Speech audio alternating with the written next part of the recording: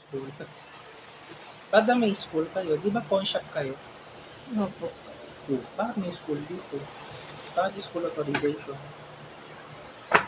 Pawn shop dapat.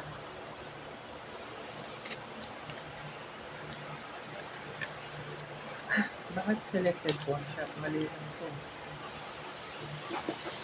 Hindrances. Unexpected fluctuation. Hindrances. Budget. Capital. Capital. Management. Bakit magiging hindrance yung management? Intervention.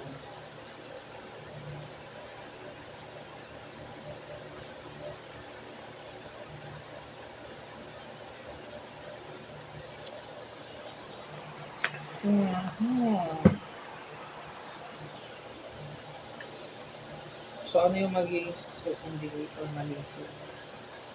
Di ba pag sinabing success indicator result, ano yung magiging resulta? Ano yung naging resulta nung in-implement ko yung activity na ganito? For example, nagbigay ako ng seminar, ano yung naging resulta? Nagbigay ako ng seminar, naging aware sila kung ano ba yung mga services na meron sa guidance office. Yun yung resulta. Nalaman ko, okay, may counselor pala. Ito ginagawa ng counselor, pwede kong magbigay, o pwede magpunta kung ito may problema ko, hindi lang with regards sa subject, sa klase ko rin pala, dito, sa teacher ko, and especially sa management. Ayun, example yun. Pero ang nakalagay sa inyo dito, seminar. And then, ang result niya, awareness. Increase on awareness. Ganun. Ne, Okay. hindi talaga to figure manager. Ang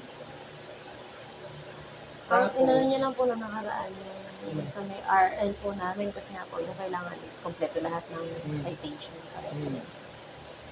Tapos, paano pumasok sa action plan? Eh, hindi po kami nakagawa ng action plan.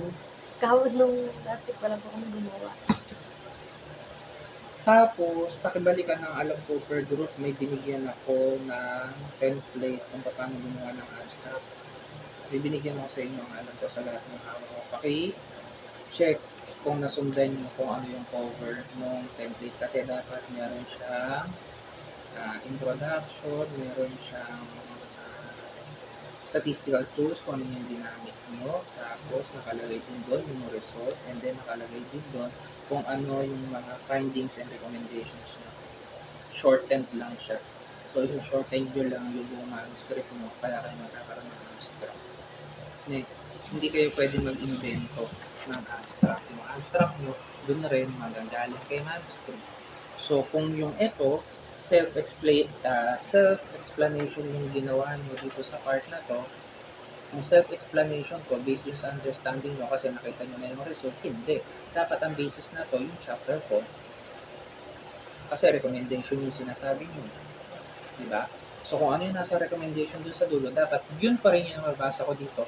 Shortened lang siya. Okay? Ano pa ba? Sa RRA, hindi kasi pwedeng 1990, 2000, ang alam ko pwede. Pero yung 1987 na to, 1999, 2017, hindi siya pwede. Double check mo na lang. Yun lang na lang naman yung inano, di ba? Yung validity. Opo. Ayun. So, ayun. Alam mo kasi hindi ko 2020, at least 5 years. Alam ko at least 5 years. Wala pang space. Mag-double check kung paano mag-cite ka. Tama ba yung citation dito? Yung mga under, yung mga tulog ako, according to Kenneth, ganyan ba talaga o dito yung tulit? Ito, tapos ito, double check ako. So, aalisin ito.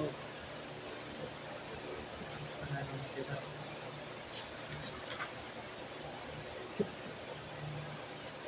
Anong years pa yung sinabi? 2016.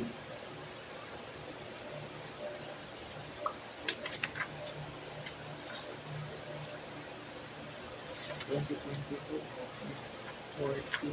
Whoa.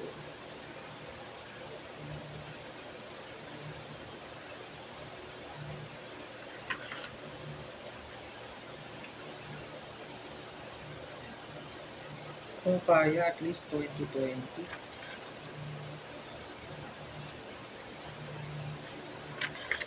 Lalo na yung 1987, lalalala. Ay, sa bagay, hindi naman to citation. Hindi ba to citation? 27.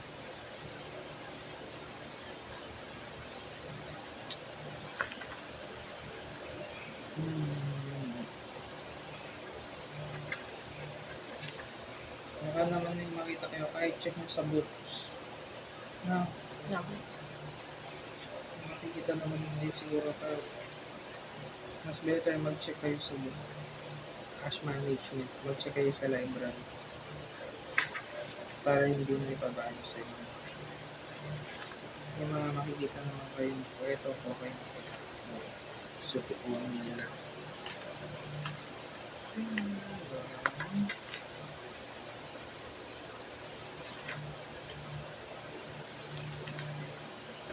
Kasi yung pag-iisip natin dito.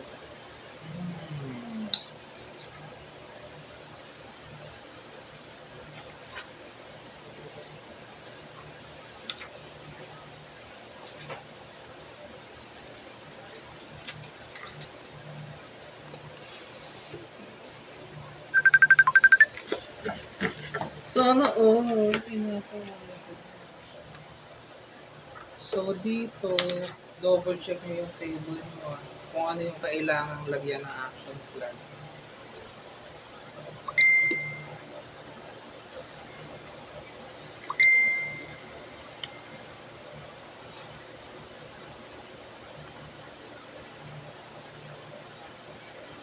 Basis.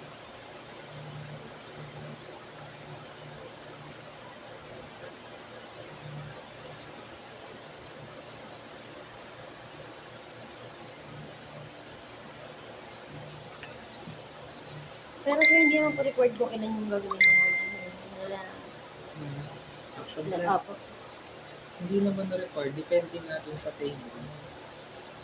Kung ano yung findings mo kailangang lagyan ng action plan. So kung isa lang yung nakikita nyo na lalagyan ng action plan, then isa lang. Most of the time, ano ba? Ang nilalagyan ng mga action plan, yung mga yung mga nakikita nyo na magkakaroon ng problem in the near future or existing problem na siya. Yun. Ganun. So, ang magiging basis nyo talaga, itong table.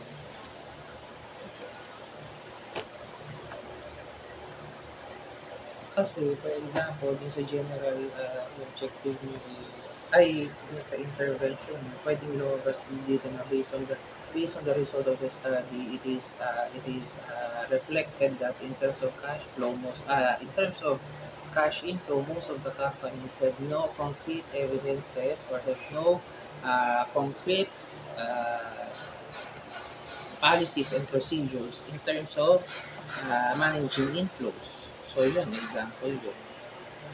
So, nakakonect na yung sinabi ko dun sa may table, sa result ng table. So, ganun siya dapat connect. Hindi pwede na mag-create lang kayo ng action plan nyo. Ang basis nyo pa rin talaga is yung result.